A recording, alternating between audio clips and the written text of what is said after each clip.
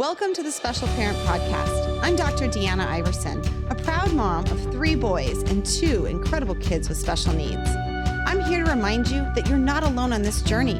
Whether you're navigating the highs, the lows, or those moments in between, this podcast is your weekly dose of hope, help, and heartfelt guidance. Together, we'll celebrate the victories, tackle the challenges, and connect with a community that truly understands. So grab your favorite cup of coffee or tea, settle in, and let's embark on this empowering journey together. You've got this. Hi, everyone. Welcome to the Special Parent Podcast. I'm Dr. Deanna Iverson, and I'm glad you're here to join us today. This is part 2 of a talk we're having on anxiety. I did an episode on medical anxiety, and so that one is already posted. Please go check that one out. And I've already talked to you a little bit in part 1 about anxiety. And so if you haven't caught that one yet, go back to specialparent.org and check out part 1 on anxiety. This 4 different episodes are going to be dealing with different aspects and parts of anxiety. So today we're talking about walking through anxiety, normalizing anxiety. So main question here, have you or your child ever experienced anxiety? If you say no, probably a little bit lying to yourself. We know that all of us have a little bit of anxiety, and the thing is, it just feels differently for everybody. So what we want to do is we want to learn how to teach our children to power through this, how to say it's completely normal and it's going to happen again. So what do we do about it? So if you missed part 1, go check that out. One of my favorite quotes that I included in part 1, but I'm going to say to you again, was from Lisa DeMoor. And she said, "We must normalize distress as a part of life. We must make sure to allow ourselves and our children to understand that it is essential to feel distress. It is essential to help us grow, learn, guide us, give us feedback. You should have times where you feel sad, anxious, stressed, because that is the right response." So what do we do with that? When we talk about normalizing anxiety, one of the main things that we have to focus on are our triumphs. Instead of focusing on the fear, we come up with ways to, in a sense, overcome or be strong and push through the fear. And we focus on our triumphs and our successes. There is a number, so to lead off of last time, there is a way that we as parents can very carefully question our kids about their anxiety. And I say very carefully because we don't want to, in a sense, lean into the fear. Yes, we want to validate it. We want to say to them, hey, this is a legitimate feeling.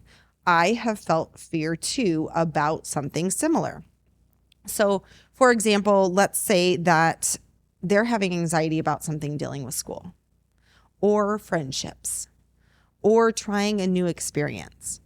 We've all had anxiety with those situations, and that's perfectly normal. So we want to say to them, I get it, it's perfectly normal. So I encourage you to talk to them about it, but really be careful not to have leading questions. So here's some examples. A leading question is going to fuel the fear and feed the cycle. So a leading question is going to add fuel to how they feel, and it's going to strengthen that they should feel this again. So we want to say something like, I understand that you're anxious, tell me about that. But we also want to not say, are you anxious about your test coming up?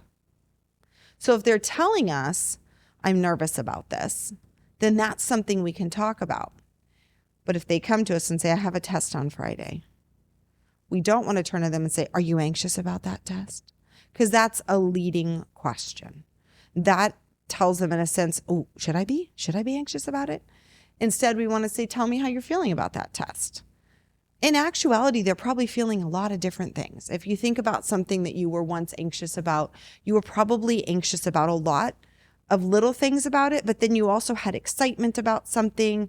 Maybe you were feeling overwhelmed. So there's a lot of different feelings that can go into something. That's why instead of giving them a feeling, we want to ask them about their feeling. So instead we would say, if they're telling us, oh, I don't want to go in my room, it's dark. Oh, are you afraid of the dark? That's not what we want to do. Instead, what we want to say is, tell me what you're feeling afraid of. Or something we don't want to say is, are you worried about? Instead, we want to say, tell me how you feel about. We want to help them learn to identify their emotions rather than, in a sense, telling them what they should feel about it.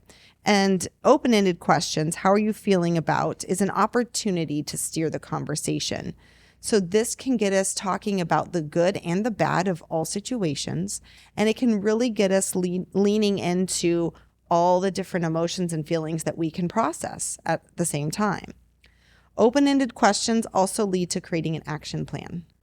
So when they start talking about all the different things that they're feeling, we can focus on the good, and then we can create an action plan for the things that are challenging us or the things that are making it a struggle for us to get through what it is that we're feeling anxious or worried or fearful about. So a great quote from the Bible, it says, where no counsel is, the people fall. But in the multitude of counselors, there is safety. So you as a parent, you're a counselor. You're providing a safe environment for them to process all the things that they're feeling about a situation, and anxiety or fear is probably one of those things. So you're providing an opportunity for them to now openly discuss a situation, which is going to, as it says here, it's going to provide safety and it's going to take away some of that anxiety and fear. So another tip, modeling the function rather than reinforcing the fears. We have to be careful of our own tone and our own body language when we're discussing different topics. We don't want to imply or say, this is something you should be afraid of. Instead, for example, a child has a negative experience with a dog. I do know that there are many children that are fearful of dogs or any other animals. I know someone who's fearful of a cat even. Why? They had a bad experience. So we don't want to lean into that bad experience. What we want to say is, next time you're around a dog, even if it's the same dog, maybe set up a specific way to interact with that. Come up with that game plan. Say, you might feel anxious about that.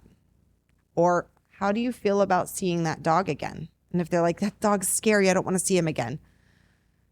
Really, truly, unless it's a safety issue, really, truly, we don't want to say, okay, then we won't see that dog again or that cat or whatever it is.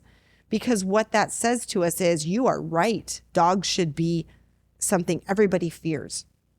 It's okay if you don't like them, but to have a fear of something is very different. So instead, we want to say, well, why do you feel that way? And have them start talking about it. Listen to them. A lot of times, a lot of us even will process our own emotions just through talking about them. And then we say, well, this dog or most dogs or, our neighbor's dog are not ones that we want to be afraid of. So we need to come up with a game plan to help you overcome this fear and learn to appreciate the animals that are around us. So we're going to create a game plan. Okay, next time we get together, or maybe we're going to purposely set up times to get together with someone who has a dog that we know is friendly and we know is well-behaved. What we're going to do is we're going to practice just being around the dog. And step number one might simply be being in the same room. So step number one, if they have anxiety about test taking anxiety, it might just simply be being in the room and knowing you have extra time. So don't feel like you have to rush through the test. Take your time being in the room with it. Step number two then might be having the dog sit next to them and just being okay with that, while the owner is fully in control of the dog. And then step number three might be petting the dog. So we can really break down and do baby steps to overcome fear and anxiety of almost any situation. And again, we're talking about safe situations. So they're afraid of roller coasters. Well, that's an okay fear. Some people don't like them, but that doesn't mean we can't enter the amusement park.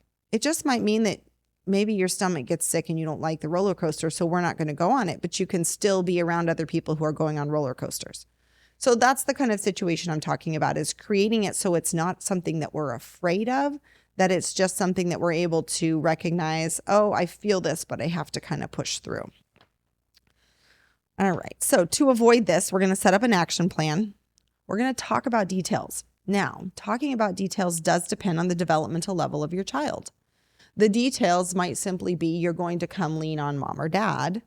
You're going to come sit next to us, or we have a signal if you're feeling nervous or anxious, a signal that you're going to give us. And then we're going to help you work through that situation or help you even identify what it is that's making you feel this way. Maybe they can't pinpoint something that's making them anxious.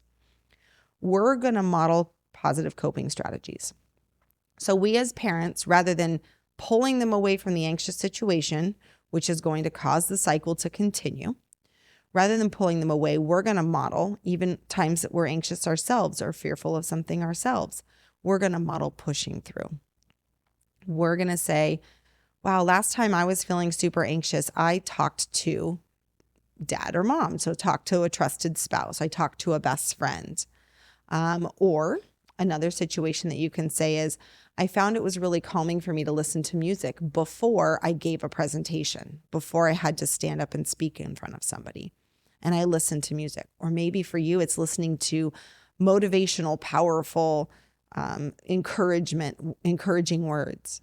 Maybe you read a scripture. Maybe you have positive quotes that you refer to and you read them to kind of build yourself up and say, I've got this. I can do this.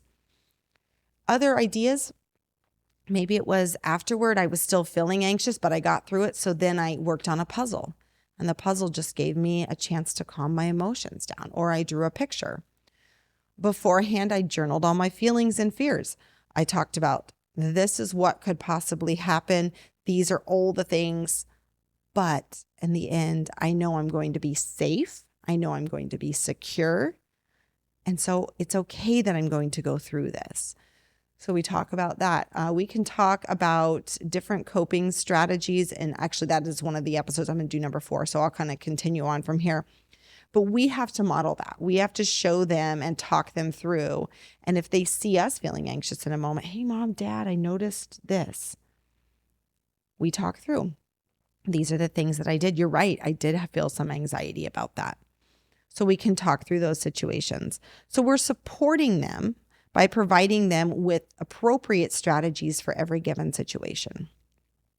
Another coping way for anxiety, something that's absolutely acceptable to do in some situations, is distraction. Sometimes we just need, because anxiety is in that middle part of our brain and it's an emotion. So when it's in the middle part of our brain and it's an emotion, our thinking brain turned off. It's not working. So what do we want to do? We want to re-engage the thinking brain so we can work through the emotion. So when we provide ourselves with a distraction that's not about the thing we're anxious about, it engages the thinking part of our brain. And a lot of times that just helps us work through the emotion.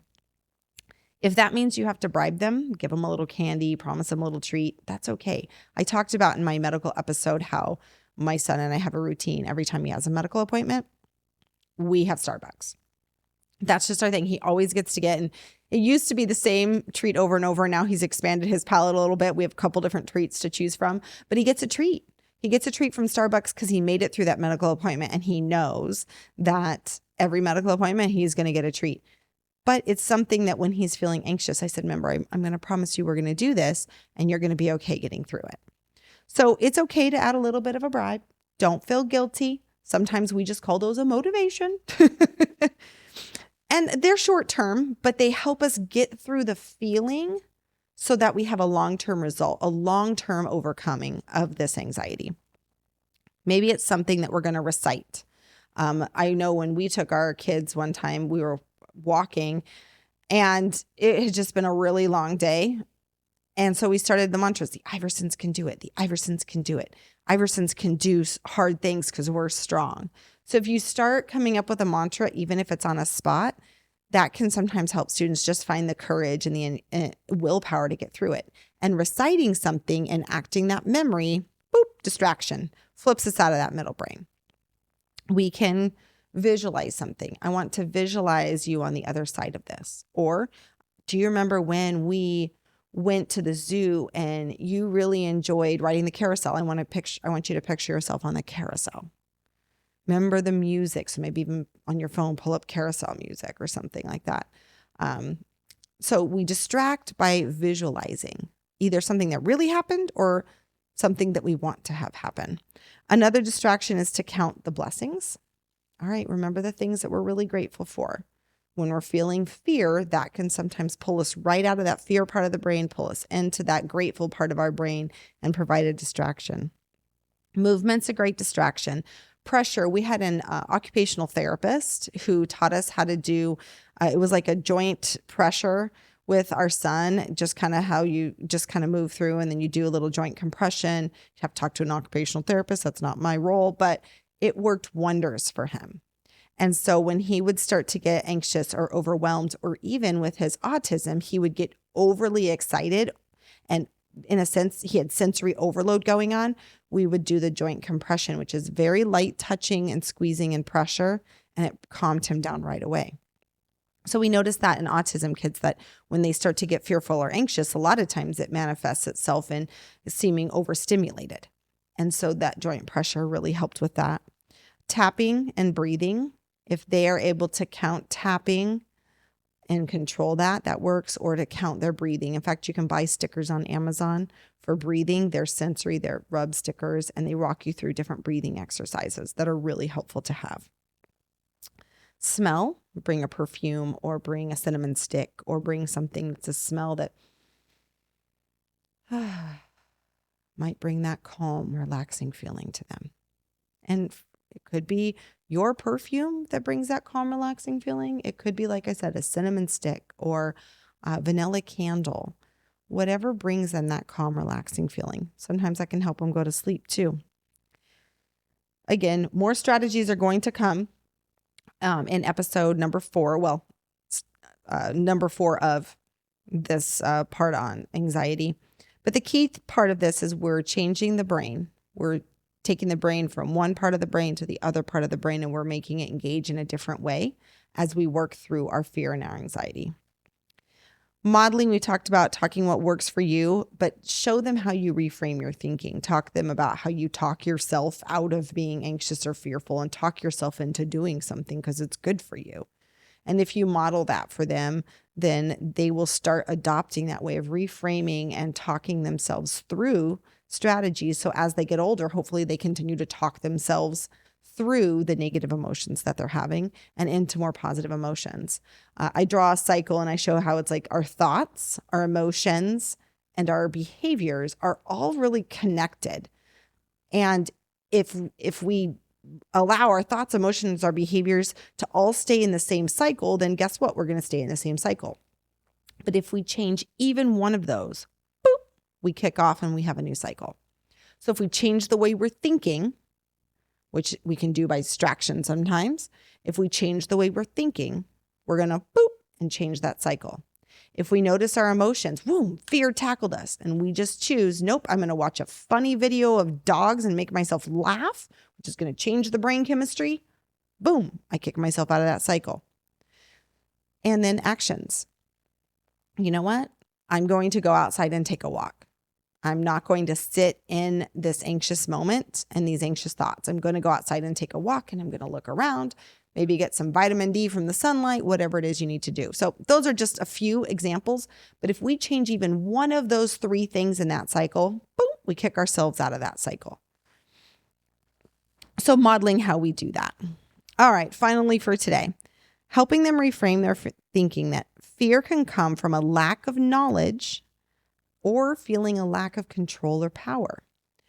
So when we help them reframe their thinking, we're saying to them, either you don't understand the situation enough. Now, we wouldn't want to literally say that. That might make them feel like, well, geez.